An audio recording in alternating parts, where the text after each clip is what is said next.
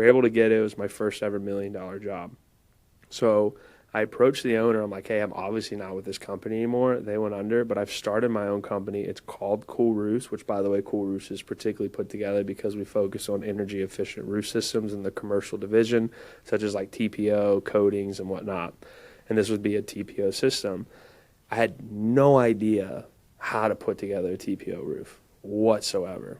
And I get the deal. And I called my supplier, Scott, at the time, and I was like, look, dude, I just closed this deal, and I have no idea how to do it. I've never done one of these before. Just started my company. This is crazy. And he's like, let me introduce you to someone. Nobody's born incredible. People who do incredible things simply took the right steps. This is our journey. This is the hunt for incredible. On today's episode, we have a buddy of mine, Colt Moncla, out of Austin. So Colt is a Texas entrepreneur best known for scaling CEOWhy Incorporated into one of the region's leading roofing and solar companies. Today, CEOWhy operates in multiple states with over 70 sales reps and is on pace to do over $20 million in annual revenue. The company is guided by the principle that everything rises and falls on leadership. We've had similar conversations on that in the past, so I'm super stoked to dive into exactly what that looks like.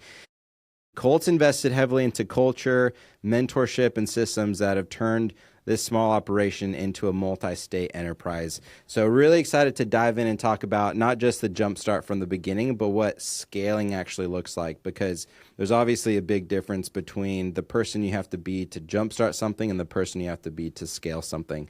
So break all that down. And Colt, thanks for being on the show, man. Yeah, this is incredible. This podcast studio is sick, and I'm grateful to be here because I haven't watched too many of your podcasts, but we did that network event together in AZ, and that was so epic. Dude, that was a great time. Yeah, shout out Jesse Ray and Immersion. That event was absolutely phenomenal. Everyone was solid, and met some good people just us. We both live here in Austin, and now we're here today. Yeah, hell yeah, bro. So to jumpstart into the story, give some context around exactly what it is you guys do. It's good. So, I tell people we're a construction company, but at the end of the day, our primary focus, of course, is roofing. We do a ton of retail, insurance restoration, roofs, rebuilds. We do solar. But yeah, primarily we're just in the roofing industry. But all in all, as I talk about that and I focus on the business as it is roofing, that's just particularly our vehicle. At the end of the day, we're a people business. We tell people a lot of times we're a personal development company that just so happens to do roofing.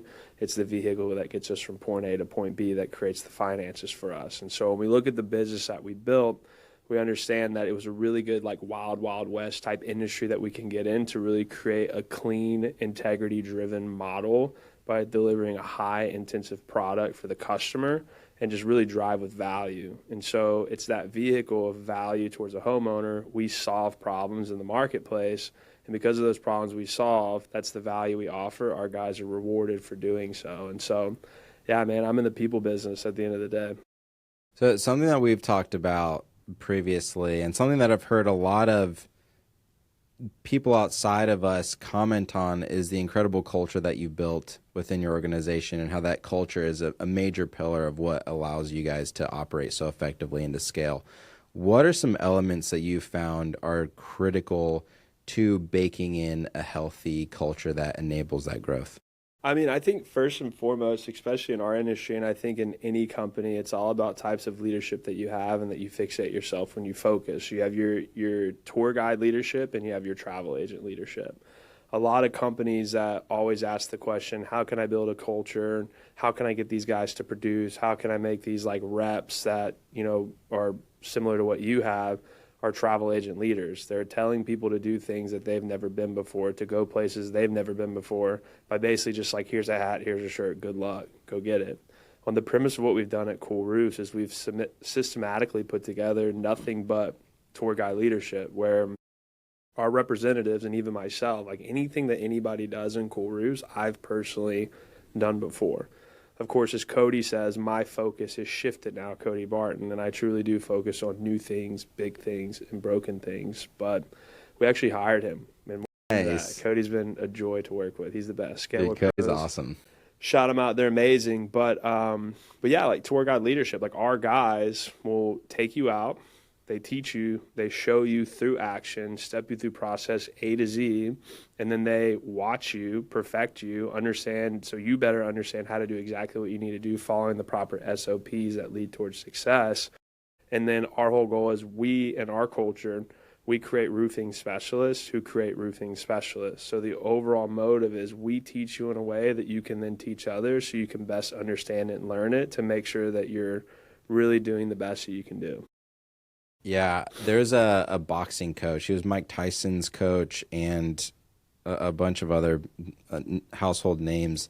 And his model was predicated off of something similar, where he had each one of his boxers work with somebody who was more skilled than them, work with somebody who was a peer to them, and work with somebody who was behind them in skill. And the idea was that you can accelerate your rate of growth and development if you engage with people within those three categories: working with somebody above you, working with someone beside you, and working with someone behind you. Because that really rounds out your knowledge set. And like, I mean, I have a community of people who are buying hotels, and so we coach them through the process, and we work with them to make sure that they get to where they're trying to go. And it's interesting because a lot of people will oftentimes ask questions that haven't crossed my mind before.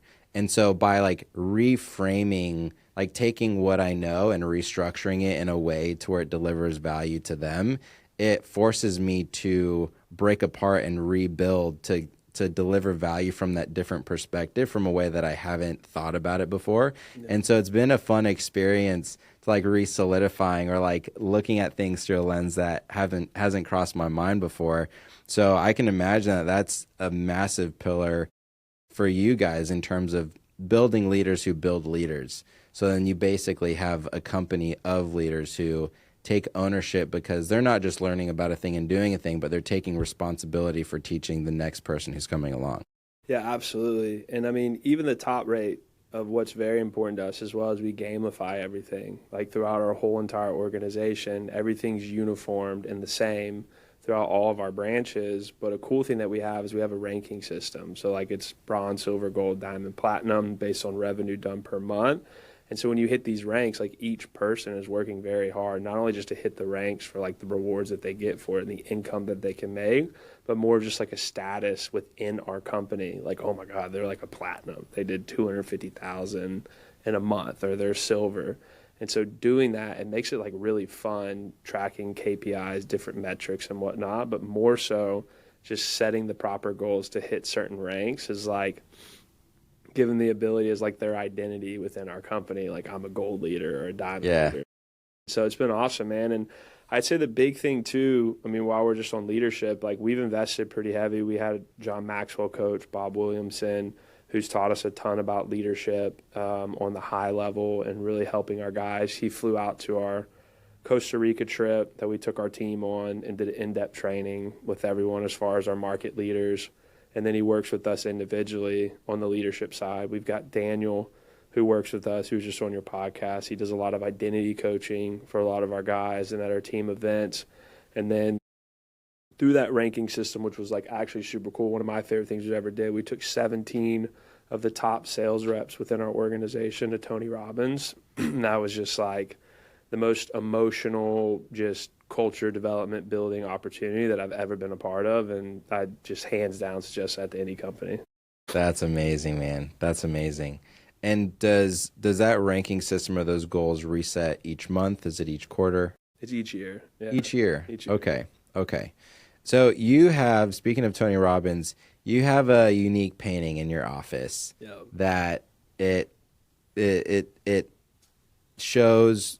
Actually, why don't you just go for it? So you have a unique painting in your office that's foundational to what that represents where you got today. What is that? Yeah, so I had a good buddy of mine, met him in high school, and I hit him up. He's very, very talented. The painting is absolutely beautiful. And I asked him, I was like, look, man, I'm reading this book I've been studying for a while. It's Think and Grow Rich. And one of the things that Napoleon Hill talks about is like envisioning your counsel as if you're having conversations with them, even dead or alive, or if you don't even know them. But based off like what you know about them from what you've learned and you've studied, to where there's like a likeness between the two of you. And so my counsel is on this painting, and it's in my office. So like I can see it. It's 6 foot by 5 foot. So it's a big painting, a little too big. And it's of me, my dad, Tony Robbins, Les Brown, Jim Rohn, and Bob Proctor. And so it's really awesome. I mean, all those people have been such a positive impact. There's like little hidden things in it, like different books. There's a little bookshelf in it, has the Bible and just like different things that really like resonate with me. And it's really cool because like in business, a lot of people that I see typically fail are very reactive. And I'm a very big believer there can't be emotion within business. You have to be responsive in a way that keeps me in that mindset, is like when particular problems come, which they will, things that come about that you have to solve, I'll be at my desk and I look at my counsel and I can think then like simply like, how would Bob Proctor handle this situation? How would Jim Rohn handle this situation? And it gives me that opportunity to kind of just like think back, reflect. It also does something cool too. Like people who walk in my office will look at it and they're like, dude, is that like Bob Proctor or is that like Jim Rohn? And I can tell that they're on like this level of like likeness that I like things that are interesting to me, like them. And so it creates cool conversations and whatnot. But yeah, it's a super cool piece. Dude, that's awesome. There's so much power in putting yourself in the mental state as if you knew what to do. There's a lot of really interesting breakthroughs. I was mentioning this on the episode that we recorded with Daniel earlier today, that there have been some massive blockers that I've run into in my business, or just like challenges that I need to work through that I've been stumped on. And when I go on a walk or I close my eyes and imagine I'm 60 years old reflecting on my journey and I think through how I did it, it just breaks massive things open. Yep. Where I think back as a 6-year-old, reflecting back and think like, oh man, that journey was a smooth ride. Like I just glided right through and I built the thing that I'm trying to build. What did that look like? And there have been times I've literally been stuck for weeks on a challenge, and then I do that exercise and within 30 seconds it breaks through and I think, man, why didn't I do this 3 weeks ago? There's something about like framing, like how would this person think about this thing or do that shifts the perspective for you. It's so powerful. I mean, the book Think and Grow Rich, like think and grow rich, whatever. Like the word that I got out is think.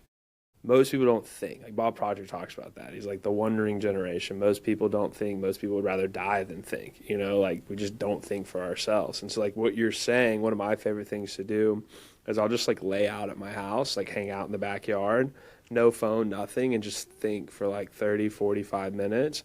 And it's amazing the creativity that comes about that helps like alter and launch even more segments of our business by just simply taking time to myself, either it's in meditation, prayer, just in your thoughts, rather than just getting so caught up with problems or caught up with deals or caught up with people in the business.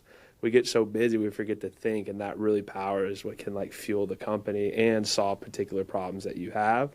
And necessarily like work through specific conversations that you have to have with someone, particularly like a leadership, to where I see this in business a lot. And I know I'll keep this short, but like you have an issue and the first thing you want to do is like go after it.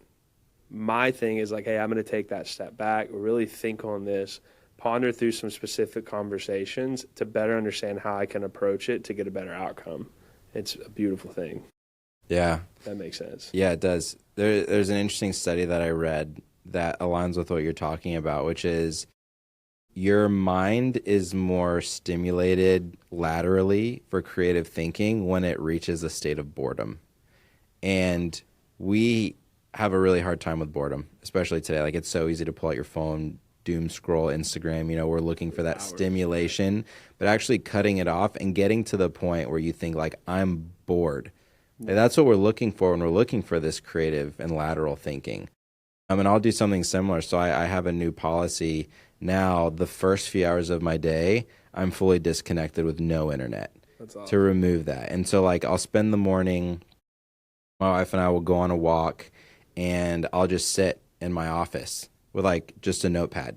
And I'll wait till I lean into that boredom. Like I'm not actively trying to write things down or solve a problem. I'll just sit there. And I'll just let my mind wander, and I'm looking for that boredom. And then I'll sit in that boredom for a bit until I hit that peace. And I notice that peace that comes right after the boredom is where some of the most magical sparks will come in. And then based on those sparks, then I will approach the action and say, what do I do with these sparks? Continue without internet, and I'll just work on things. No distractions, no external stimuli. And that has been one of the most impactful practices that I've incorporated lately that I plan to continue for the rest of my life, because it does leverage that whole, like, your brain will begin solving problems when it's not actively working towards a problem. Like, it'll start reconciling and working through whatever questions you have deep down inside yourself that want to surface. And oftentimes you need to, like Ed Sheeran, he has a famous writing process. Ed Sheeran and one other musician do this, where basically they will get out all of their shitty ideas before the gold comes in. And they analogize it to, if you have a faucet and you open it up and there's just like gross, muddy water coming out, rusty water, and then over time the water becomes clear. Like, you have to get all of that stuff out, but it's blocked up while you're ingesting these external stimuli. And if you just give your brain a pause and let it freak out and panic a little bit, and then it starts wandering around and pulling these things up, eventually once you get that flow out, you start getting these sparks and these nuggets of gold that are some of the most valuable sparks you can get. Yeah, worked out well for him. Yeah, yeah, it worked out very well for him. Very well. Yeah. So let's circle back around to the jump start, and then I wanna dive into the scale. So Cool. we can split the conversation into those two parts for people listening, so that people at the different levels can get the most out of it. What did jump starting into this space look like for you? So you mean like what got me into Yeah. roofing? Yeah, that's a good question. So I was in my first ever start was in the network marketing. I was in Vima with like Cody Barton. I mean, it was crazy. I was at a fraternity meeting. One of my buddies was like, "Hey, I got this opportunity." I was the only one who showed up to his house to learn about it, and it was Cody Barton. On the time, we didn't have like Zoom and whatnot. It was called Uvu, and so it was like a face interaction, kind of like FaceTime, Zoom type thing. And yeah, I learned about that opportunity. It was amazing. We crushed it. And then Vima crashed due to, I say it was due to poor leadership. Could have been avoided. But at that time, I found myself with too much month at the end of the money. And I talked to my dad, who's my mentor. And I was like, man, I just don't really know what I want to do. I don't want to get a 9 to 5. I'm in college at this time. I'm like, I started Vima at 18. I'm now 20, about to be 21. And he's like, you should go door to door. I'm like, really? Why is that? He's like, we'll get you out of your comfort zone and you'll learn specific skill sets and really just focus on growth. Don't focus on money right now. You're young. Focus on developing a skill set and becoming valuable. I was like, okay. So I found a company, went and worked for them the day after my 21st birthday. It was a roofing company. I fell in love with it. I built a phenomenal organization. A lot of my fraternity brothers working with us. We were just rocking and rolling out of San Marcos in San Antonio. Again, not good leadership within the company. The guy closes the business. He was robbing Peter to pay Paul. All in all, it was the greatest learning experience of my life. And that's when I decided to start Cool Roofs. And I'll tell you the cool thing, throughout the process, we started Cool Roofs. As we developed it, we started getting into some other things. We're in the IV business. We're doing the IV bars and whatnot, which was really fun. We had some med spas. And it was just like, man, it hit me one day. My buddy Trey, who's our COO, was like, man, God calls us to be good stewards. He goes, I know we got these IV things and whatnot. We should probably just sell those, get out of them, and really just focus on one specific industry. And roofing was that. And so that's it's a long story, so I try to Spark Notes it. But the thing is we burned the ships and went all in on this particular company. And as we've grown this, we've just decided to build like the greatest environment, and it's just attracted so many people. My favorite part about Cool Roofs is we've never made an Indeed ad. We've never put out a job resume, like we need resumes. Everything and how this thing has been built is through organic interaction and traction of people attracting within our organization. Even on the admin level, like people through family or organizations, we know like, hey, this person's looking for a job, we find a place. And so that's what excites me, because like in recruitment towards leadership, they always say recruitment's powerful, but positioning's everything. So we've been able to like really attract some great people and then position them in the proper place to win. So that's the come up and the up and up of how we started roofing. But yeah, man, Cool Roof started in 2017, and man, we're just so blessed and grateful to where we're at today. That's amazing. You jump started into the space, and So like that company went under, you said, I could do this better. So you went ahead and did it because you already had the momentum. Did you pull some of the employees from where you work? So you said that you'd worked with some of your fraternity brothers. No, yeah, I started with an individual who helped me on the production side and start to get it going. But it's one of those things we outgrew that individual as far as like our values and what we were wanting to do, and then just started really attracting the proper personnel. But it was an interesting situation. We had a big commercial deal, and as just a quick story, so there's residential roofing and commercial roofing. We had this one deal that was going through insurance, and it wasn't getting approved, so we used a public adjuster who came in to properly put together the story to show the insurance that this needs to be approved and it needs a new roof. We were able to get it. It was my first ever $1 million job. So I approached the owner. I'm like, hey, I'm obviously not with this company anymore. They went under, but I've started my own company. It's called Cool Roofs, which, by the way, Cool Roofs is particularly put together because we focus on energy-efficient roof systems in the commercial division, such as like TPO, coatings, and whatnot. And this would be a TPO system. I had no idea how to put together a TPO roof whatsoever. And I get the deal. And I called my supplier, Scott, at the time, and I was like, look, dude, I just closed this deal, and I have no idea how to do it. I've never done one of these before. Just started my company. This is crazy. And he's like, let me introduce you to someone. So there's a guy by the name of Eddie Jaimez. He's unbelievable. We call him the Roof Whisperer. But he worked for State Capital Roofing, which is a very well-known commercial roofing company. I think they even did this roof. It was his father's company. They're still around. He did this roof. I had a podcast with him in here. Just push play. But don't use them, use Media Pouch. But anyway, so we get on the roof, and I'm like, hey, man, you ever done one of these? He's like, yeah. I was like, well, we're quoting it right now. We just won it. We're getting the material together. I was like, I'm glad you know, because I don't know anything. He just started laughing. He's like, you are doing this massive roof you don't know? I was like, yeah. And so he came in, helped me out, and it's crazy, man. Eddie actually runs our commercial department now. He left his dad's company and now runs our division, and that's how we met, was through the supplier. And so we took the funds from there, went and put it towards the roofs that weren't done with the past company to build reputation and really get that momentum going. And then we just started knocking doors and growing the business. And yeah, now we're here today. So just cool little story. I don't tell that much, but dude, I love that. And just to tease out the lesson there is taking that leap and going big and not waiting for all the lights to turn green before you leave the house is it's so powerful. Like it's easy for people to get in their heads and say like, oh, I need to read more books before I actually take action, and I need to learn how roofing works in its entirety before I call around and make a sale. But really, if you just put yourself out there and you make the full send, you seize the opportunity and then you figure it out as you go, you will create so much more momentum that way. And then also leveraging other people's expertise. I always give the analogy with that of Neo in the Matrix when he needs to learn how to fly a helicopter, and then he just downloads how to fly a helicopter. Now he can fly it. That is literally what assembling a team for a common goal is. Because like me being in commercial real estate, buying boutique hotels, teams are everything. Yeah. Like I'm not a renovation expert, but if I see an asset that needs heavy renovations, I can bring a renovation expert on my team. 100%. Or like I'm not a design expert, but I can bring a design expert on my team. And then now my team functionally is like Neo, freaking downloading, how do I do this? Okay, I'll bring the person on. How do I do that? I'll bring the person on.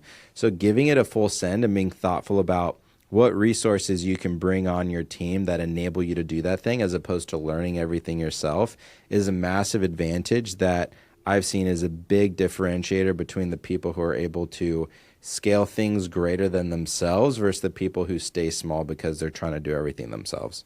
And you nailed it too. We were having this conversation the other day, my CFO and I, about, business is like baking a cake, and a lot of people want to be all the ingredients. But if you really are just able to master, like one person's the flour, it's the best flour ever. The other person's the egg, the best egg ever. And you bring all these ingredients together and everyone just sticks in their lane and does what their working genius is, it really brings together the most epic product. And so that's like the blessing of me. I'll be the first to tell you, man, is bringing people in way smarter than me, but positioning them properly in a financial manner to where they can really do what they do best, and they're living their working genius and their passion every single day, is how we've been able to grow the way that we're growing. Yeah. At scale, fundamentally, business is, for the leader, is human and capital allocation. Yep. That's literally it. It's like, can you bring on the right talent and deploy them in the right role? And can you properly allocate funds to deliver on that? Yeah, and then it's cool too. Then once we have this like ingredients all together, we then bring in Cody here recently, who's Scale with Pros, and now he's like putting the proper KPI metric scorecards just to make sure that we're getting the best out of everyone now, and we're staying consistent on top of it to reach the overall metric and goals that we want, which has just been so fun. Yeah. Hey, quick pause here. If you're getting value from these conversations, it would mean the world to me if you took 10 seconds right now to leave a 5-star review. Each review directly helps us reach more people who can benefit from these incredible conversations. And if you're looking to buy a hotel or invest in one of our deals, or even if you just want to say, hey, you can send us an email at hello@thehuntforincredible.com. We'd love to hear from you. Now back to the show. So touching on the comment earlier of what the person you have to be to kickstart the business is different than the person you have to be to scale the business. What would you say are some of the biggest shifts that need to happen to go from that 0 to 1 versus the 1 to 10? Yeah, that's a good question. I mean, all in all, like, understand everybody's chapters are different. When I first got in this, I was just at one of my closest friends' wedding on Monday. He's one of the greatest motivational guys out there. And so I was always looking at his chapter 15 when I was on chapter 1. And it hit me one day speaking to my father. He's like, hey, in order for you to grow, you need to really start taking that step back and focusing the art of always getting it, always learning, and always just understanding every single day. You need to just be learning the new things and just be very consistent. There's a good book called The Compound Effect by Darren Hardy. So like, I know that I want to be a $100 million company, but it's going to take a different me. But if I stay consistent on a day-to-day basis, doing the things that I need and looking at problems, finding the solutions every single day, and then putting those people in place to then solve those problems, it'll scale over a period of time and compound into the success that we need. And so I know your question is more so like, what does it take? I mean, I think it just takes all-in focus and consistency and just an overall map of personal development and just truly believing in what it is that you're doing and staying consistent. So then let's zero in on that. Like, in terms of the personal development, what personal shifts did you have to make to become the person that could scale that company? Wow. A lot of shifts, honestly. I mean, so I think that's a good question. You don't know what you don't know. One of the biggest checks I've ever written was personal investment towards the John Maxwell coach that I had. And for some people, they're like, I already get, like, who's the guy through your wish is your command? I think it's Kevin Trudeau. He talks about, like, the true art is once you get it and you know it all, you fail. You always have to be getting it and learning. And when I paid this investment towards this John Maxwell coach to come out, I learned the most important pivotal piece of any business is leadership. And we talk about it, we talk about culture, we read it in these books, but until like I truly sat with him and understood what it's like to be a leader, and it's very simple. The definition after learning with him, us as leaders, is creating a safe place with our peers that we work with to ask them questions that they already know the answer to, but through those questions they find it and they go and get it. It's not us telling people specifically what to do. It's just creating that space to ask proper questions. They already know it. Then they find the answer themselves and they go and get it. It's such a fascinating thing what leadership is all in all. John Maxwell's the GOAT. But like things like that, like you start developing this particular ego and you just have to slash it and know that you come in and just really understand there has to be a priority focus on the people, building the people and growing them and molding them as leaders. There's a book by John Maxwell, The 5 Levels of Leadership, starting at position, then it goes to like influence, and at the very top it's pinnacle. And it's just helping each individual to become through all those 5 levels to become pinnacle and their best version of themselves. And that's what I love about business. Like, if I can make you really good at business and a phenomenal leader, not only will you do well in a business, then you're going to be impactful in your family, your community, to your family, friends, whatever it may be. So I know I just rambled a little bit. But, no, that's good. It's those little things, just constantly not knowing what you don't know and going to the seminars, showing up when you don't want to show up. My dad always told me in order to grow up, you got to show up. So just invest in the money. I mean, I've been to 9 Tony Robbins events and went to a lot of them with my father. And every single time I go, I learn something new. And that's really cool. The first one I went to was in 2017. And you have an analysis of yourself for UPW. It's like all these goals you're writing and everything. And I'll bring a book from like one of them to like this past one we went to 2024. I mean, that's a huge gap of 7 years. And to look at where I was to where I am now, it's actually honestly very emotional. But that person in 2017 is not who I am in 2024. And you can see that through the goals and the learning and the challenges. And I think that's a part about business. There's no microwave to it. You're going to go through it. You're going to go through the downs. You're going to go through the kick in the nuts. You're going to figure it all out. But that's what develops you to become that person you need to be that next level of CEO or owner of a business. Yeah, I read a really, really good book. It's called Performance Coaching, I believe. This was a few years ago. And the premise of the book was how to properly coach people. So there's a difference between a trainer and a coach and a mentor and all those others. And basically what stood out to me in terms of the framing of how to properly coach people was that you should ask people questions that will lead them to coming up with their own answers. And the answers are inside of them, and you're trying to tease that out, exactly like you're saying. And they did a fascinating study, which is what the book is based on, which was basically they took high-performance golf coaches and they put them in a tennis setting. And these were golf coaches that knew nothing about tennis. And they found that those high-performance golf coaches were able to improve the performance of tennis players greater than other tennis coaches in that same space. Wow. And what they found was that the way these coaches communicated was by getting the people to find the answers that they intuitively knew. So rather than telling them, hold the racket this specific way and pivot your hips that specific way, they would have them hold the racket and then say, how does that feel in your hand? Like when you hit the ball, how does it feel when you hit the ball? Like, where do you feel that there's tension? Why do you feel like you might not be hitting it properly? And effectively, they were drilling down and causing them to leverage their intuition to improve. Another example would be, rather than the expression, keep your eye on the ball, they would say, which way does the ball spin when it hits the ground right before you hit it? Right, so it's causing them to pay attention to the ball, not by saying, look at the ball, obviously look at the ball, like that's what the sport is, but by seeing, okay, what direction is it spinning? Now you're causing them to not only keep their eye on the ball, but pay close attention to how that bounce actually impacts the ball so that they can respond accordingly. So instead of saying, oh, notice when the ball spins this way, it goes left. Oh, keep your eye on the ball. You're saying, oh, which way does the ball spin when you notice it's hit over to you?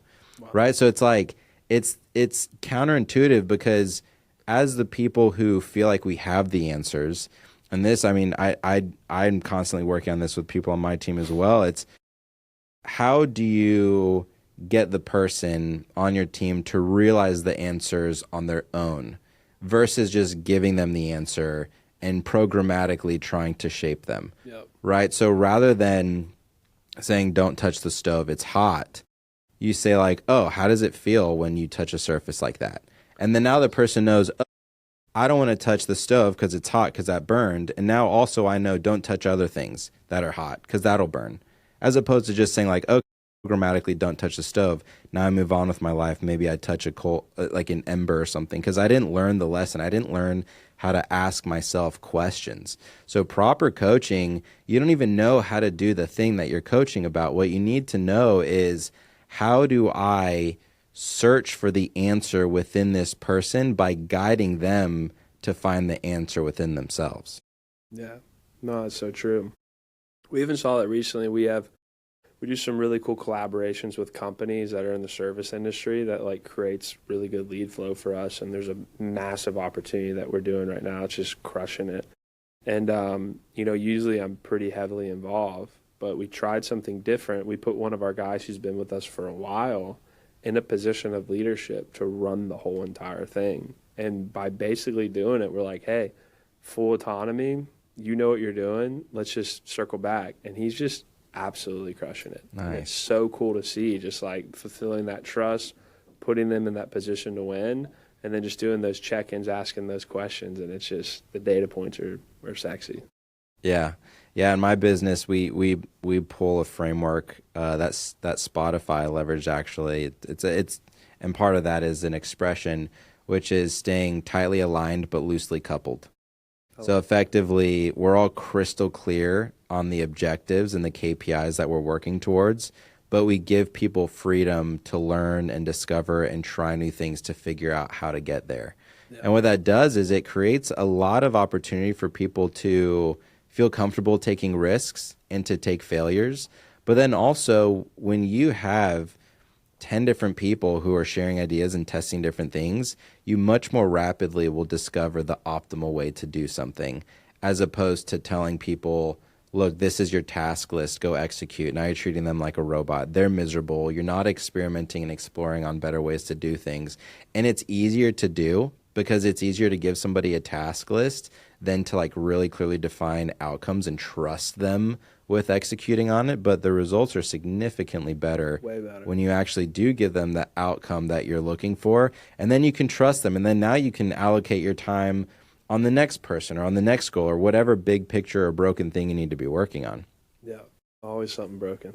Yeah. So what systems do you have in place within your organization to keep the people aligned and going towards that common goal so that you can free up your time to work on, is it big things, broken things, and new things? Broken things. No, that's great. I mean, all in all, like if you're talking more so if you start at the top, we have CEOWhy Pros who meets with us every week to make sure that like the leadership, managers, admin, and everything's on the same page, getting things done from like the financials to the marketing to the how many jobs we're doing per week, how many jobs we're scheduled, how much materials we've ordered, like all of that, just like to make sure that we're following up.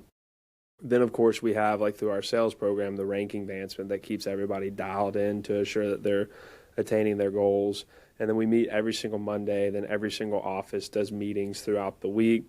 All of them have like what we follow. We've invested heavy in Sam Taggart and his material and content. He's a professional when it comes to the door-to-door space. And then Roofing Solar Alliance, we've invested in, so all of the guys are learning on that. And they go through the same documentation, learning each and every week. And then we do summits once a month where everyone comes together in the Central Texas round. And we have like guest speakers who've come in. We've had like Alex Morton. We've had Nico Van Slyke. You need to meet Nico. He's such a beast. And just like really show people that it's possible from people that are just like them who are now just crushing it. So that's kind of, excuse me, it's kind of like, is like a line with what you're asking, or like how our system is? Yeah, exactly. Like I think what I'm getting at is, how do you structure your week such that you can obviously make sure that things are running effectively and that you are keeping a pulse on the operation while still having time in your schedule to do big things, new things, broken things? For myself. Yeah. That makes sense. Cool. All right. So every single morning for 15 minutes, I have a huddle. And at the huddle, we bring all of the things that we're primarily focused on for that day at the highest level of the administration, such as the CMO, the CFO, myself, and just people who are a pivotal part of the team. So we're all knowing. And then every single Tuesday, we do the detail call, understanding that our numbers are where they need to be. Mondays, I have a team with I'll call with the whole entire team. That's just like updates, insights, what we're doing, hearing the wins of everyone, assuring, giving the company updates and whatnot. And then from that on, I've got my right hand, which is Trey Stafford, and he and I just work closely together as the COO and oversight of everything that we do. And it's interesting, though, like as you ask that, as the company systematically it's dialed, but you watch a lot of these podcasts of these CEOs and they're like, my day is so figured out every single day. It's always the same. It's bullshit. For me, like, yes, the infrastructure of the company, the things that I do, like I'll personally go out and spend time with San Antonio, then I'll go to the Dallas branch and I'll fly out to Memphis, hang with them and do like interaction things, and then have leadership time with the specific key people. You know, you focus on the 20%, they do 80%. I really spend a lot of time with them. All in all, I say the BS part of it is like you never know what's going to come about of the things that I'm talking about, the broken things, like particular instances that come that you have to then attend your focus to. a lot of things I have in a delegatory fashion that people handle, but then there's things above that it takes me to go in and do it that you just can't foresee for the day. But as far as like meetings, the systems, the KPIs, following up on everything to assure the ship is sailing, I just have structure throughout the week. And then I've got my right hand that's always on it. And then, of course, Daniel works very tightly with me as well. Kind of as my left hand that helps me drastically as well. He's one of the most amazing people ever. So. That's awesome. So a lot of those issues, like the broken things that come up, those are brought up in the 15-minute huddles throughout the week? Yep. Okay, and then from there you decide, how do we allocate? Yeah, so there's a book that we all read that was brought about by the John Maxwell coach called Death by Meeting, because a lot of times when you start getting into business, you're just having meetings for the sake to have meetings, and it's just a time waster. And no one's really exploring their true talent or focus getting the job done. And so we do these 15-minute intervals of checking in. Then Tuesday is like our tactical, which is now what we've made the Scale with Pros call. And then we do a monthly event, and then we do a quarterly event that's typically in person.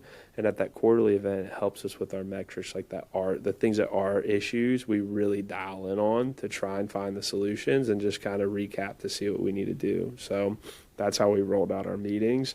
And it's cool because people show up and they like dialed, like we're doing this is where we're at. Okay, cool. How's that? Awesome. Boom, move on. That makes sense. Yeah, it does. So what do you do to protect your time to make sure that you have time for the big and the new things, as opposed to, we've all experienced, growing pains and different issues where your schedule just gets swallowed up and you're in a reactionary state trying to put out fires. Do you preserve pockets of your time in a structured way to make sure you have time for those new and big things? Or is it more just you put out the fires and then as a byproduct, you let the space that is created from that ends up taking up the new and the big? That's a great question because, where we're at as far as like the people that we do have in place, like my team behind me typically does solve a lot of the problems, but there's just some things that like I have to show up to, which is minimal. But I do, it's like in business, I don't know how to explain this, but what I found is, like I said at the beginning, it's a people business. If you put people in a place to win, it allows you time to then delegate to them and then go do what you need to do best. So I truly do have an ample amount of time that I do get to focus more so on the new development of business.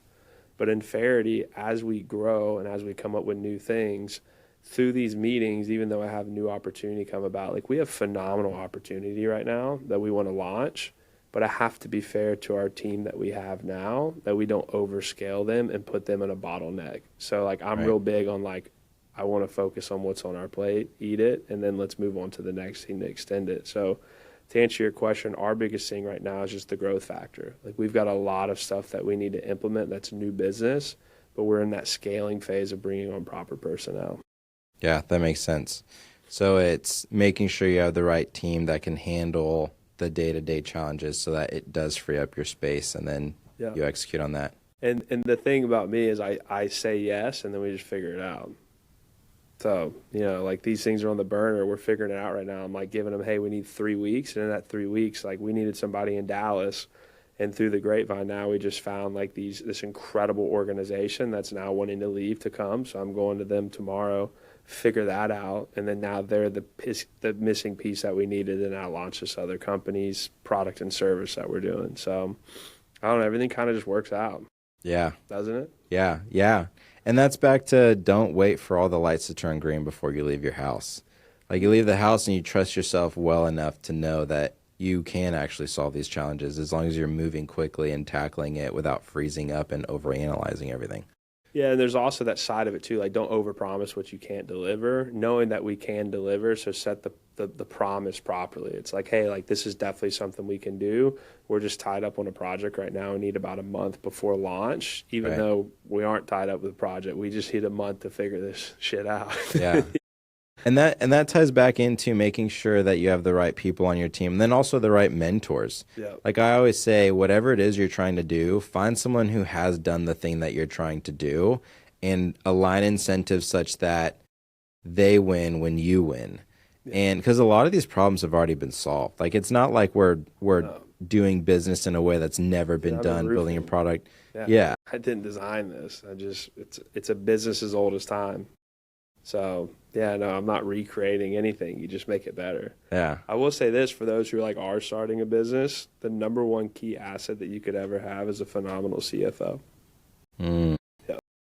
I don't care what business you're in, just having somebody that's on top of the finances, knowing exactly like what your accounts receivables are, where you're at, tax liability, expenses, everything. And I'm blessed with probably the best of the best, Trey Stafford. That dude is a hawk, has his thumb on our numbers, and we know exactly where everything is, which helps with scalability. I know so many people within my industry and multiple industries that are blind to the fact of understanding where their finances truly lie, and they get in a caught up where they're robbing Peter to pay Paul and investing in things when they don't have the money to invest in them. So Yeah. Dude, that's so true. Yeah, it's like a high performance athlete that doesn't measure metrics of their health. for sure. It's like, how can you push yourself to the max limit if you're not tracking your tracking your sleep, tracking your recovery, tracking your stress levels? Because it's by tracking all those things that you're able to push yourself as hard as you can push yourself without damaging yourself or without slowing down your recovery. Like, it's a fine balance between pushing yourself to the limit while at the same time maintaining that optimal recovery so that you can grow as quickly as possible. And it's the CFO that gives you the health of the business to say, okay, how far can we push ourselves to what line while still maintaining the lifeblood, which is the cash flowing through the business. Everything. It's everything. Yeah. Sales is everything. If you ever have issues or problems in a company, more sales. Sales cures all. Sales cures all, but then having that person on the back end. You said it best, like the sales training. You ever heard of the whoop? Yeah. You don't follow the whoop, you get your ass whooped. However, sales is the life and blood of the company. And, as long as you have that and you're pushing revenue and growing, you'll be dialed. That's it. So at the Hunt for Incredible, Colt, we believe that questions are the answer. So what question do you believe people need to ask themselves in order to go from 1 to 10 in business? Gosh. What question they need to ask themselves? Man, that's such a good question. I don't know. What are questions some people ask? This is good. I have a lot of questions that I ask. All sorts of questions. Like, so if you're just starting out, or no, like you've kicked off the business, and we can even break it up into 2 questions if you're interested. But I feel like it's much easier it's easy to get the ball rolling in business. It's much harder to fill that gap, or at least fewer people are able to fill that gap to scale. If you look at the data of businesses, like, I don't remember, actually in Arizona, Cody shared, remember that slide that it was like the number of businesses that make $100,000 a year, and then $1 million a year, then 10, then 100 million, then $1 billion plus. And there's a precipitous drop in terms of the number of businesses. So I think getting to a business that makes $100,000 a year, it's really just like grit and persistence. Like, if you bust your butt, like, you'll be able to make that. It's a grind game. But then, of course, it requires different thinking and becoming a different person to scale from $100,000 to $1 million to 10 million plus. So as you're scaling, you've scaled up to, you're going to be coming up on 20 million top line this year. What question do people need to ask themselves to go from that $100,000 to 10 million plus? Man, there's so many questions. I mean, first and foremost, like, the question I ask myself every day when I'm dealing in things, I ask, does this take away or does this fuel me? I think that's very important when you're like in a leadership position, and understanding the things that you're doing, is this taking my energy or is this giving me energy? And if it's taking your energy, find a way to delegate that. Another question is understanding, like, am I truly in a place of peace and in growth right now? Am I overhauling this? And I say overhauling it because a lot of times we try to microwave our success and grow more than what we are, and it can put us in a financial strain. I'll say a good example. Like, I was 6 years in on this business before we even got an office. Why? Well, because I didn't want to use the expenses. I'd rather reinvest somewhere else. Ask yourself, am I being a good steward of the business and properly allocating finances where they need to go? And be honest with yourself. And then there's another big thing that I always see within the realm of business when you look at social media and whatnot. Am I truly doing what I'm called to do, and I'm happy in the process and purpose that I'm fulfilling? Because where I was in myself, when I was doing the IV bars and I was doing all this, there was a side of me that was doing that because of the image and identity that I wanted to be seen online, rather than actually building business for the sake that I love building business. And when I took myself out of the equation and focused on Cool Roofs and said, I'm going to build this as an environment for people to come and flourish themselves, using this as their vehicle and opportunity of success, then that in itself was then I'm putting people first. And then in return, as Jim Rohn says, if you can help people get what they want, you in return can have whatever you want. So I mitigated the image, could care less, went more towards privacy and peace, and just know that I work and give my all to this company every single day. And then the other thing is if I do this every single day for the next 10 years or for the next 6 months or for the next 5 years, am I achieving the results that I need? Because a lot of times you need to break things in business, then fix it, break it, and fix it in order to go to that next level. I think you understand that. Like, the systems we have now are not the systems that we're going to have in 10 years. We're going to have to alter and fixate. You know, that's my biggest thing.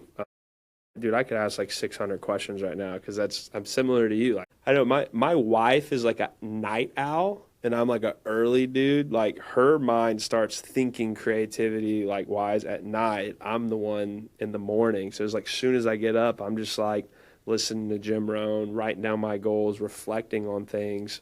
So I'm always asking different questions. I love that, man. And yeah, to touch on that is there are things that you hate doing that other people love doing. 100%. And so identifying the things that light you up and finding the things that suck the life out of you is such a good indicator of who you should bring on next. Yep. Like, there are like people who say like, okay, this is the order at which you want to hire people within a company. And there's a lot of really great guidance around that in terms of business removed from yourself. But when you add yourself to the business and you think about like, what business do I want to build? How do I want to build it? What process do I want to go by? Do I want to enjoy this? How would I enjoy building this business? It shifts the frame towards, okay, what gives me life? What sucks life out of me?